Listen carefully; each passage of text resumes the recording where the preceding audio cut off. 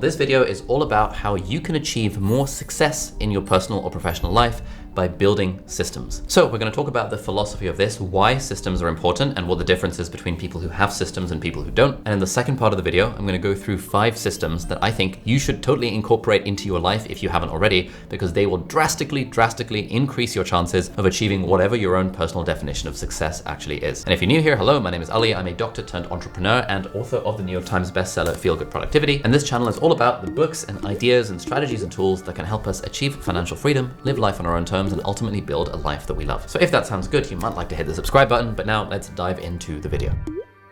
All right, so let's start out with a definition. So we are all trying to work towards this thing that we call success, but what the hell does success actually mean? There are lots of different definitions. People have their own ways of defining this, but in my opinion, you would generally consider yourself successful if you've achieved or if you're actively working towards goals that you intrinsically care about. I would say your life is kind of successful if you're working towards those goals in a balanced way. So for example, I wouldn't call it massive success if, you're single-mindedly focused on just this one thing, but then you've wrecked your health and your relationships and your life along the way. I wouldn't personally think of that as being success. And finally, success is where you are actually enjoying the journey along the way, because ultimately you could have success. You could have the nicest house, you could have the fanciest job, you could have the biggest business, but if you haven't enjoyed the journey of getting there, it will very much feel hollow, because you'll get to that destination and you'll realize that that is not where happiness and salvation is actually to be found. Now, in order to achieve our goals, we basically need to take a series of actions. If we take the right sorts of actions and do them for long enough and consistently enough, we are more likely to get to our goals. In order to have a generally balanced life, we kind of need a somewhat reasonable diversity of goals and a therefore diversity of actions across the different domains of our life. For example, our professional and personal life, our work, our health, our relationships, our hobbies. And in order to have enjoyment along the way, to be honest, a lot of it comes from our approach to things. Like if you approach stuff in a sort of playful way, if you approach things in a sincere rather than serious way, if you have an attitude and a mindset of non-attachment, like you're working towards your goals and you're doing stuff to get there, but you're not overly attached to any particular outcome. And of course, if you can drive intrinsic motivation for the goals that you're achieving, so rather than being motivated by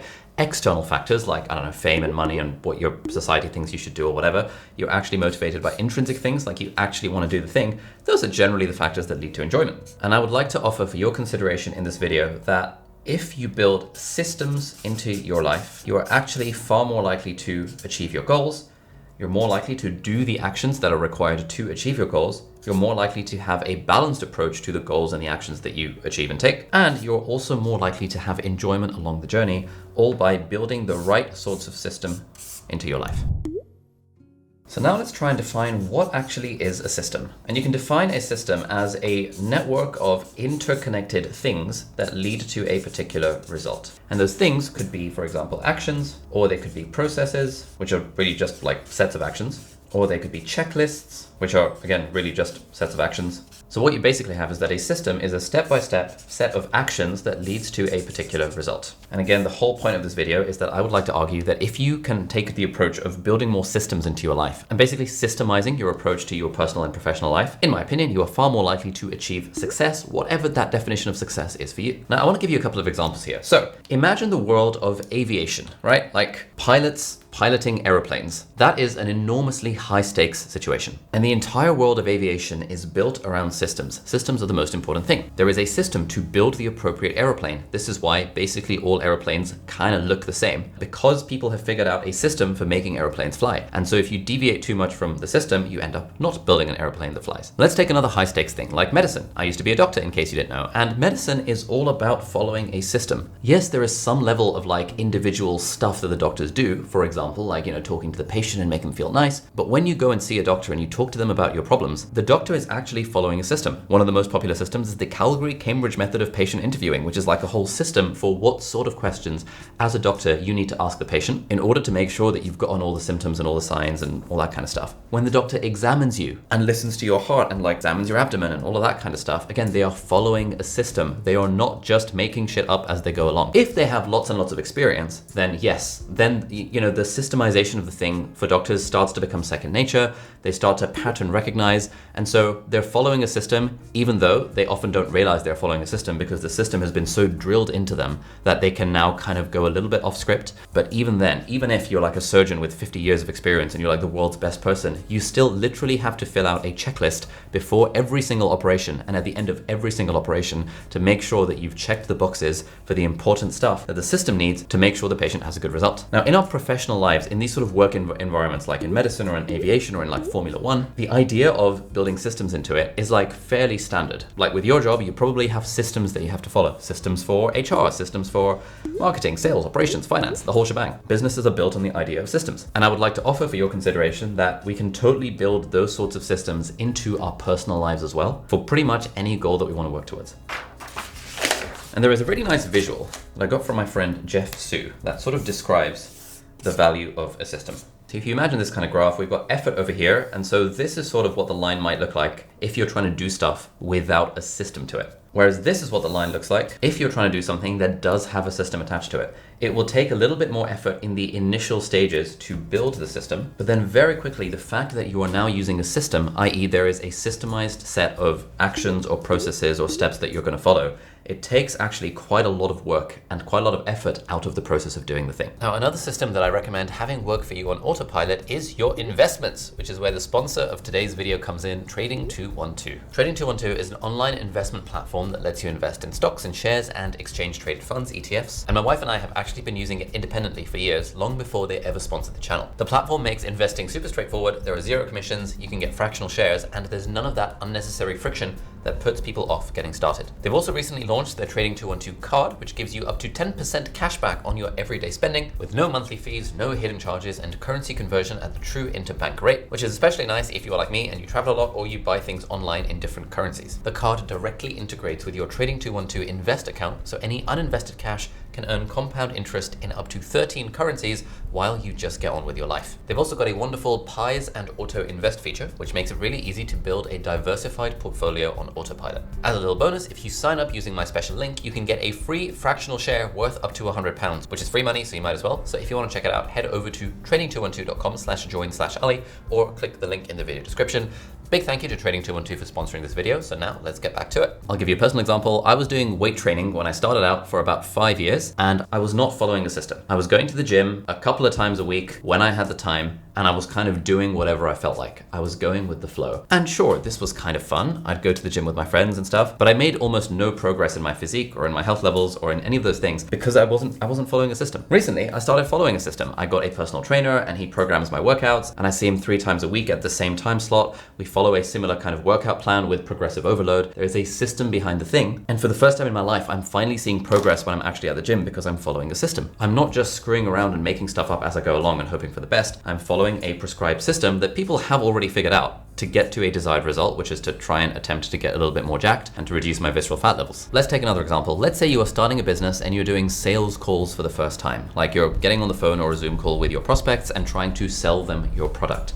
Not having a system would be hopping on the call, making it up as you go along, just sort of vibing and going with the flow. Having a system means that you would have some kind of sales script that you would follow. You're probably saying a similar thing each time in the opening and in the closing. You have a list of objections that they might say, like, the price is too expensive, or I don't have the time, or let me think about it. And you have defined responses that you've figured out because you've built a system around it. You have a system for following up with them. Now in that world, the business that follows a system for their sales process is going to make way more money compared to the noob business that has no system around this because they're just sort of making stuff up as they go along. And this is the core idea behind why systems are way more likely to lead you to success. Because success, if you define it as achieving your goals with balance and enjoyment along the way, is really just about executing on a set of actions. Now, if you are making up those actions every time, depending on how you feel, you're a lot less likely to get to any particular goal compared to if you have a system or a set of processes that you're following every time.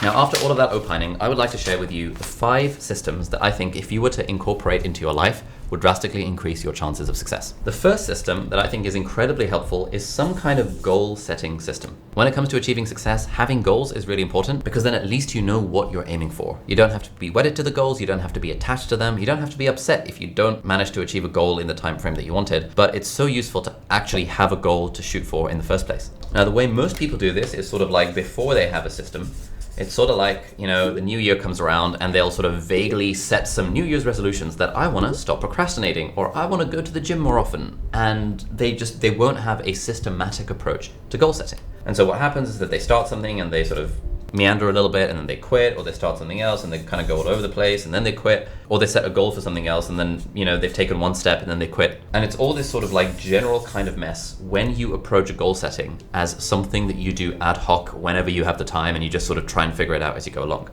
Whereas after you have a system for goal setting, and there are lots of them out there, I don't really care which one you use, but like you can just Google it or ask ChatGPT or Claude to give you a system for goal setting. I've got my own, it's called the GPS system. There'll be some videos over there somewhere on the channel. But after you have a system for goal setting, you have a systematic process that you can follow every 3 months or every year or however frequently you want to do it. And so, for example, my process starts with like vision, where there's like a life compass section where you figure out like what you actually want your life to look like very long term, and what are your core values and that kind of stuff. Then we turn it into a 3-year sketch, where you can use like a vision board or something to figure out where do you want to be 3 years from now. And then we make quarterly quests, which are like 90-day goals. Again, all of this stuff will be linked down below because we've got videos on the channel about all this stuff, so I'm not going to expand on it in too much detail. And then after we figured out our quarterly quests, we have a weekly process of like prioritization and reflection that I call the Balanced Week Blueprint. And you might think that this stuff is a little bit much, but like it doesn't take that long to do. It takes maybe a couple of hours to do like a life compass exercise to really figure out what direction you want to go with your life. It takes maybe half an hour to do like a vision board 3-year sketch. It's quite a fun thing to do as well. It takes maybe half an hour every quarter to define quarterly quests.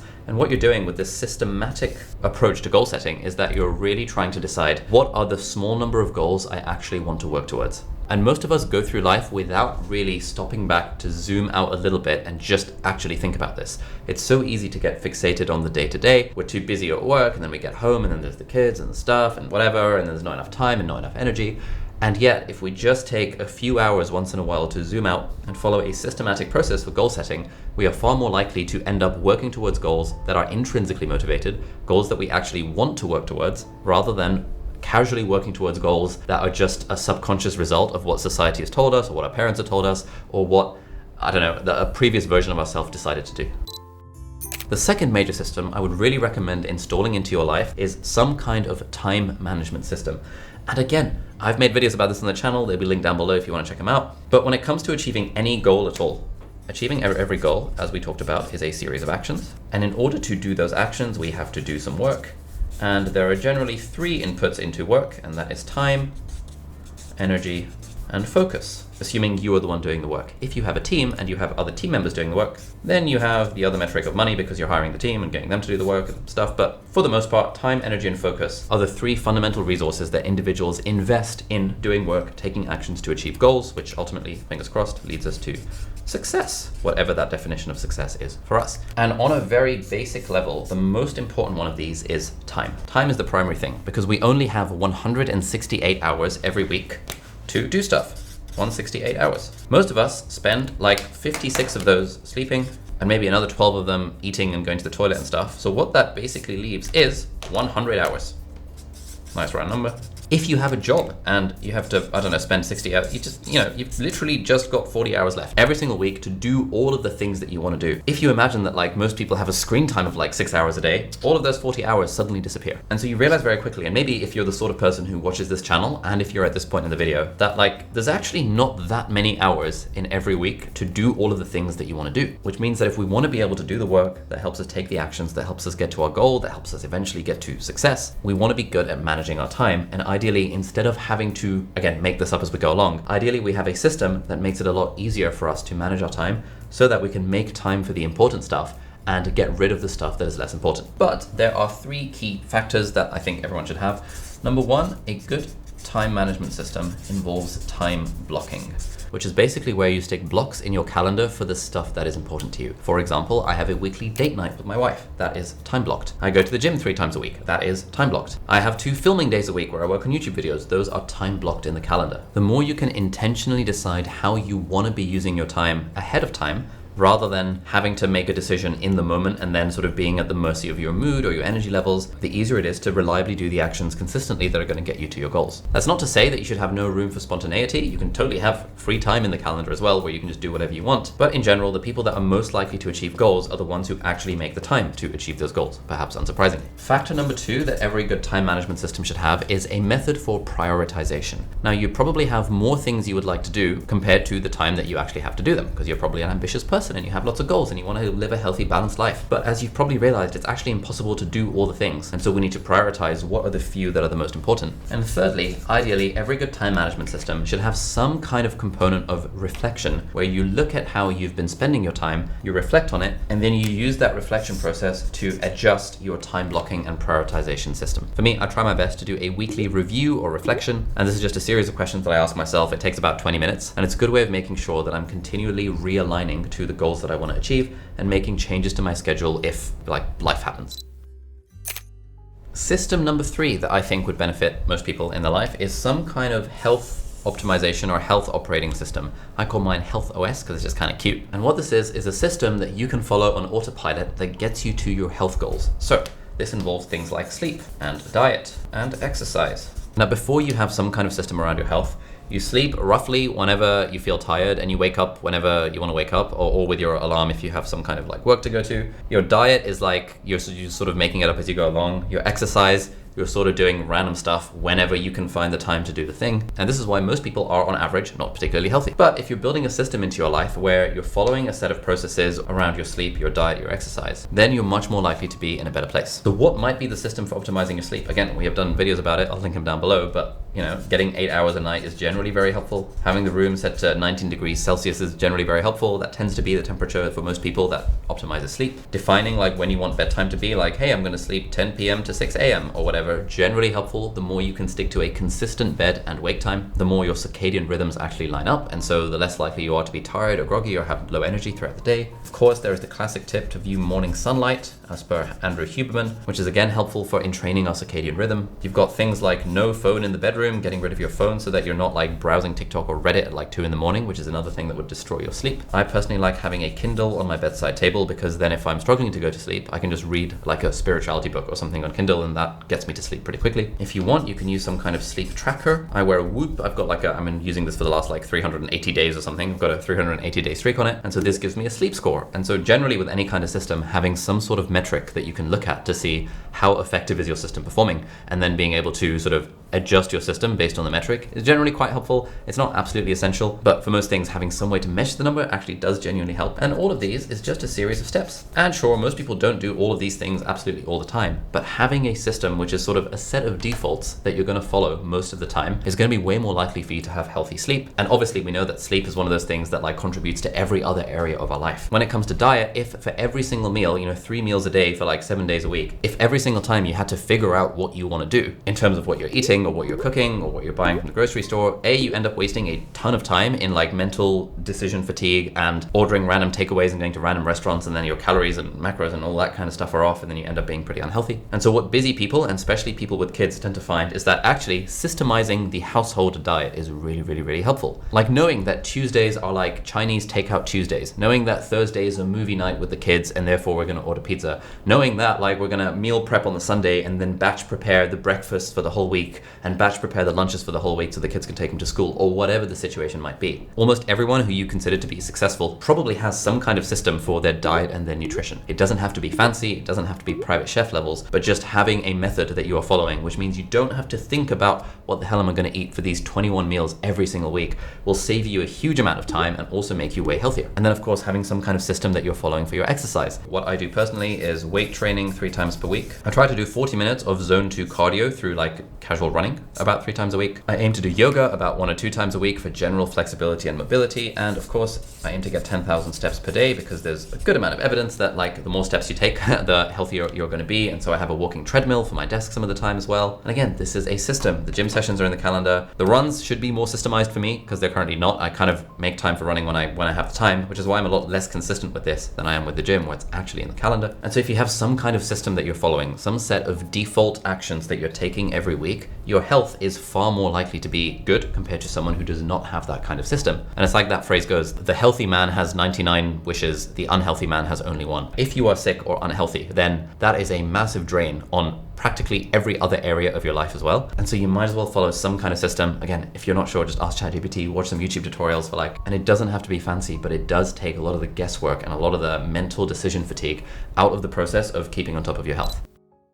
System number 4 that I think everyone would benefit from is some kind of system to keep on top of the relationships that matter to you the most. Now, this is where it can sometimes sound weird, being like, why would you build a system for relationships? Relationships shouldn't be systemized. That's just not true. Like, if you ask any marriage counselor or marriage therapist or read any book about what makes a successful marriage, actually, what a lot of it comes down to is systems, making sure you have a weekly date night and that it's in the calendar and that both parties know that it happens every Sunday evening, for example. That is an example of a system. Doing something like regular relationship reviews, maybe once a month, where you and the spouse or you and your partner sit down and actually reflect on the state of your relationship. And if there's any minor grievances that you haven't had a chance to bring up and you talk about those things. Again, sounds weird, but it's incredibly helpful. Me and my wife were seeing a relationship therapist before we got married, just because I got some advice from a friend saying that relationship therapists are amazing. And he recommended we do relationship reviews. We read a couple of books about how to have a successful marriage that also were bullish on relationship reviews. This is a way of systemizing your relationship so that you do the sensible things without having to think too hard about them. As you become super busy at work, it's generally very helpful to block out holidays in advance. So a lot of the most successful entrepreneurs I know really take their personal life and their relationships very seriously. And so at the start of the year, before they do any of their business planning, they will block out in the calendar, okay, this is holiday with the spouse, this is holiday with the kids, we're going to take all of August off for a sabbatical. Because if you don't block all of that stuff out in advance, then the work and life commitments will just sort of fill the gaps. And so you got to be intentional about blocking this stuff out in advance. This is building a system around your relationships. The most social people I know are not just randomly going to social events, especially once they become adults and start having kids and start becoming busy. They start doing standing order social events. One of my friends, Nat, who's very intentional about relationships, he was living in Austin for a few years, and so he and his wife set up a weekly meetup at the local lake. Anyone was invited, so they just invited all their friends. They're like, hey, we're gonna be at this lake 8 a.m. every Saturday morning, and then we're gonna go for breakfast afterwards. If you can make it, come join us. And they did this every single week for 4 years. And this was an amazing way for them to maintain relationships and friendships with people that they already knew. And also was a fantastic way to get to know new people, because, new people would be like, oh, my friend Johnny's in town, let's bring him along to this standing order social event, this 8 a.m. every Saturday lake meetup. So there's things like that you can do that systemize the stuff that you want to do in your social life as well. This is the value of a monthly book club or a weekly lads video game night or monthly movie night with your friends. And especially when people get busy, if you're watching this and you're young and you're like, holy shit, I can't believe, why do you have to stick a calendar event for hanging out with your friends? If you're watching this and you're above the age of 25, you know that you're busy, your friends are busy, especially if you're watching this and you have kids or your friends have kids. Man, it's such a total freaking nightmare trying to schedule people and get them together, which is why having a system around it can really help. And I don't know if it's a thing in the rest of the world, but in the UK, there's a real tradition of sending physical Christmas cards to the people that you know. And so we really suck at this, but I've got some friends who are really good at sending an annual Christmas card. And it's amazing how such a small thing can actually sustain a friendship for decades and decades, because you've got this annual touch point where you just send a nice handwritten Christmas card. Maybe there's a photo of the family, maybe there's a bit of an update about what you're up to. And there is a system around this. The people that remember birthdays, they probably don't have the birthday in your head. They probably have it in their calendar. And the people I know who are the most thoughtful about birthdays, not only have your birthday in the calendar, but they'll have a recurring event every year in their to-do list that 2 weeks before the birthday reminds them that, hey, Ollie's birthday's coming up on whatever. And so they'll start thinking about the gift or the card and stuff 2 weeks in advance. All of these are different examples of systemizing your relationships so that it takes the guesswork out of it takes the mental decision fatigue out of it, and ultimately it nudges you towards doing the actions that you know are going to make it more likely that you achieve your goal. In this case, it's to maintain a good relationship with your spouse and kids and friends and family and stuff. The final system I want to talk about in this video, and we could talk about this for absolutely ever because I love this stuff. This would be some kind of system around what do you do by default when your paycheck comes in, assuming you have a job or assuming you have a business. And in general, most personal finance advisors and gurus and stuff who think about this stuff a lot and advise people about it, talk about building a system to put your finances on autopilot as much as possible. So the people that end up not saving or investing any money are the ones who get the paycheck and then they do whatever they want with it. And then they're like, oh, hey, yeah, at some point, if there's any left over, then I'll invest it or then I'll save it. That often never works because there is often very little left over. Let's say this is your monthly paycheck. As soon as the paycheck comes in, automatically, some percentage of it is set aside for savings. and it goes into a savings account, for example. Automatically, some percentage of it is set aside for investments, and it automatically goes into the investment account via Robinhood or the Roth IRA or whatever the system is depending on your country. Some percentage of it is automatically set aside for tax if you are in a country or in a situation where you have to pay your own taxes. Some is automatically set aside for bills. And then you know that you can kind of do whatever you want with the rest, because at least the basics that are going to keep you out of prison and that are going to grow your financial nest egg have been taken care of. This is an example of a personal finance system. It is a series of actions or steps that you do every time you get your paycheck that reduces the need for guesswork. And if you can automate as much of this as possible, it means that you don't even have to make the decision every single time, because it automatically goes into the savings account and the investment account and the bills account and the tax account, and then you know what's left over. Whereas if this is not automated, then every single month you have to actively make the decisions. And the problem with actively making decisions is that we generally make decisions emotionally rather than logically. Even though we like to think of ourselves as logical creatures, actually like 99% of our decisions are made purely based on emotion. And because our emotions are like fluctuant, if we're feeling great and the paycheck hits, then fantastic. We might be living in line with our future self and like putting stuff into savings and investments. But if we're not feeling great and the paycheck comes in, we might be doing a lot less sensible things when it comes to our money. And so what a system does is that it removes the need for you to make that decision every single time. You make the decision ahead of time, you set it and forget it. And that tends to be how the people that succeed at saving and investing through the mechanism of something like a regular paycheck, they tend to have some kind of system around it. Now, hopefully this video has convinced you that it's very helpful to have systems around your personal and professional life to help you achieve your goals. And if you're interested in learning more about the specific system that I've developed around goal setting, then there'll be a video right over here which is about the GPS method. Now, GPS stands for goal, plan, and system, so it's another video that's about systems, but it will go into much more detail about specifically how to set goals, how to create plans, and then how to build systems to make sure you actually stick to the plan. So that'll be right over there, and thank you so much for watching, and I will see you over there. Bye-bye.